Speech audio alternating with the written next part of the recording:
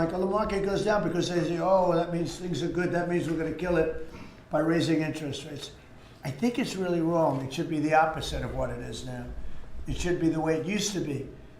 We announce good results, the market should go up, and we should keep driving it up and have it keep going up and let it be much, much bigger, much, much better. And, growth doesn't mean inflation. They're always afraid that, and if there is inflation, that's okay, then we can slow it down.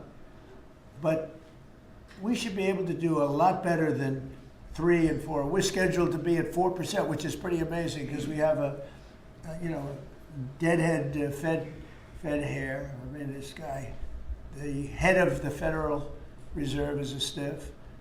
And, you fight that. It's amazing.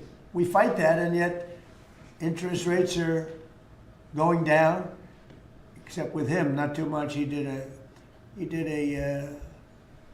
rather small number that could have been doubled, at least doubled. And that's the other thing. I think the rates for the United States are always the lowest in the world, because without us, there is no world. Without this economy, there's no world. You could go to some of these wonderful countries that you think are so great. Well, one of the reasons they're great is because we allowed them to get rich off of us. We didn't charge them anything. You look at some of the deals. I don't want to use Switzerland as an example, but Switzerland paid almost nothing in terms of a tariff or a tax or whatever you want to call it, license. They paid nothing, and they're paying now. They're paying a fair amount. I had them at 39%, but I decided to be nice. I was nice, and I think they like us a little bit better. But the money you're talking about is enormous. Our country is a very rich country. But if we do well, the market should go up and the value of our country should go up. And if we do poorly, the market then should go down. It shouldn't be the opposite. And if we go up, we should encourage it to go up more. And those numbers, when you say, 3% of GDP or 4% of GDP, they should be much higher. So, I've wanted to say it. I do say it. I believe it. And we have to get a mindset that when a country's doing well, you don't want to kill the growth. That's what they're doing. They kill the growth.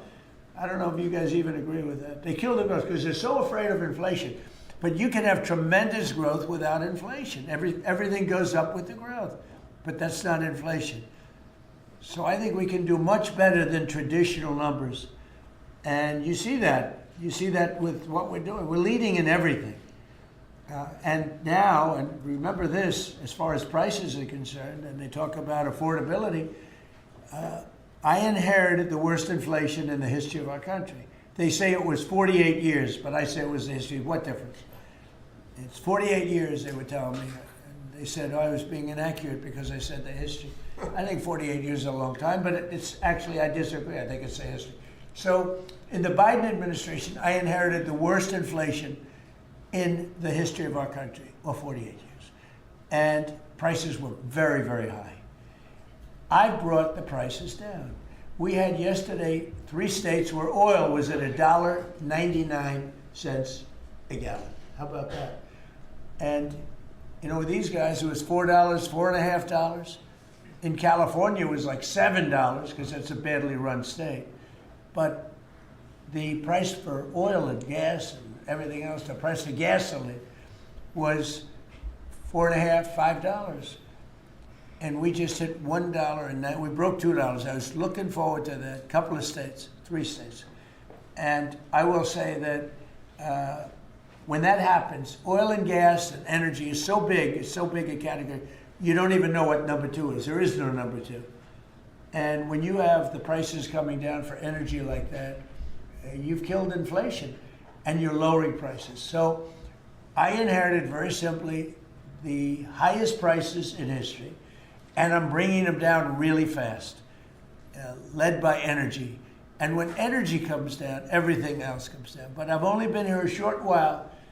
We gave them a beautiful, beautiful thing, and they destroyed it. They would have destroyed our country had they been allowed to stay. If we didn't win this election, if we had Kamala, who's the same as Joe, low IQ people, but if we had Kamala, you would have a country that would be right now in ruins. I believe that 100%. Thing.